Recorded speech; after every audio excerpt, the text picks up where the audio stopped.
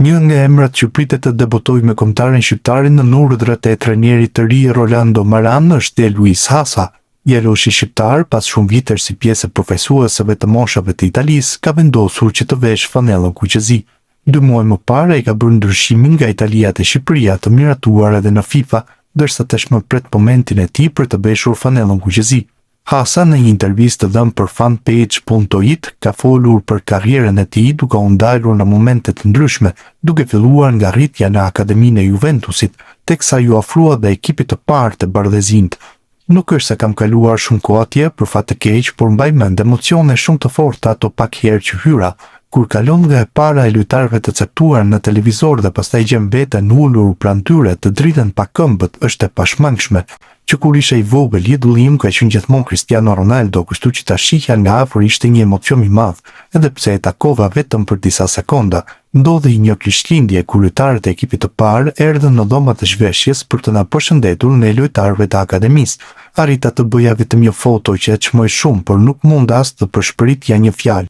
Nëse do e takoja tani, do t'i kërkoja fanellën, do të ishte një kujtim që do ta ruaja me gjithë zemër. E di që nuk i jep shumë me dëshirë, por patjetër që do të përpiqesha. Kush më bëri përshtypje, kishte kaq shumë lojtar të shkëlqyer, por nëse do të më duhej të përmendja një, edhe për shkak të ngjashmërisë në pozicion, do të thosha Dybala. E kishte klas të pafund, ai mund ta përkthelte topin, tregoi Hasa periudhën e tij pranë yjeve të Juventusit. Më pas erdhi transferimi te Lecce dhe në vijim ndaj te Napoli, ku nuk luajti por u bë pjesë e festës së titullit kampion të fituar me Conten. Ajo skuadrë e Napolit ishte edhe është plot me kampion të mëdhenj, kështu që ke lupsin e zgjedhjes. Ata që më bën më shumë përshtypje, veçanërisht në ana fizike, ishin McTominay dhe Anguissa, të cilët janë vërtet 2 gjygantë si dhe padyshim lojtar të shkëlqyer. Anguissa në veçanti gjithmonë më jepte shumë këshilla. Ati më sa duket i pëlqen të mënyra ime të luajturit të shpesh vinte të fiste me mua. Ai gjithmonë më thoshte të mos mbaja shumë topin, të luaja me 1 ose 2 prekje maksimumi. Kjo ishte veçanërisht e vërtet në Serie A, ku kundërshtarët vinë dhe të sulmojnë fort, por u përpoqja ta vjen në praktik edhe këtë sezon dhe mendoj se rezultatet janë parë. Përshtypjet për Conten, vendosmëria e tij, mentaliteti me të cilin përballon çdo ndeshje dhe dëshira e tij për të fituar gjithmonë, nga kjo perspektivë është vërtet impresionus. E pastaj sigurisht vëmendja e tij ekstreme ndaj grupit në tërësi, por dhe ndaj çdo antari të skuadrës, qofshin kampion apo lojtar të rinj që vinë nga primavera. Ai i trajton të gjithë në mënyrë të barabartë, i bën të gjithë të ndjehen të rëndësishëm. Festa e titullit ishte vërtet e pabesueshme. Është vështirë ta shpjegosh nëse nuk e ke përjetuar vetë. Një lloj deliri kolektiv që zgjati disa ditë, disa javë, një përvojë e bukur dhe një emocion i madh. Për te festimit isha shumë i lumtur që munda t'i ndaja ato momente me të gjithë familjen time, e cila kishte ardhur në Napoli për këtë rast, tha Hasa. Më pas erdhi dhe kapitulli kombëtarës të fakti se pse një lojtar i cili kishte fituar Europianin U19 me Italinë duke u shpallur lojtari i turneut, zgjidhte t'i bashkohej Shqipërisë.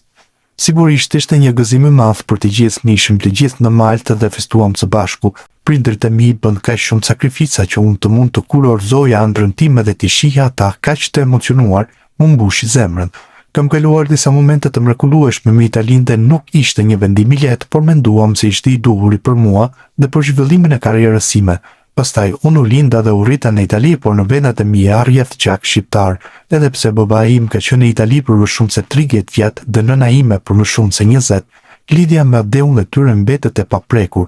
Pra të më shihnin të luaja me një fanellë të Shqipërisë do të ishte një ëndër e bërë realitet për ta. Jam i sigurt se nëse do të ndodhte do ta shihja të tërë te lotë dhe baban tim, i cili ka bërë gjithçka që mundet për t'i mbajtur ato, edhe në momentet më emocionale. Ëndra ime, përveç deputimit tim në ekipin kombëtar dhe shikimit të emocioneve në sy të prindërve të mi, qëllimi im herët avon është të luaj në Serie A. Gjithmonë kam qenë shumë afër, por në fund nuk kam arritur kurrë të debutoj, tregoi futbollisti më i ri i kombëtarës shqiptare.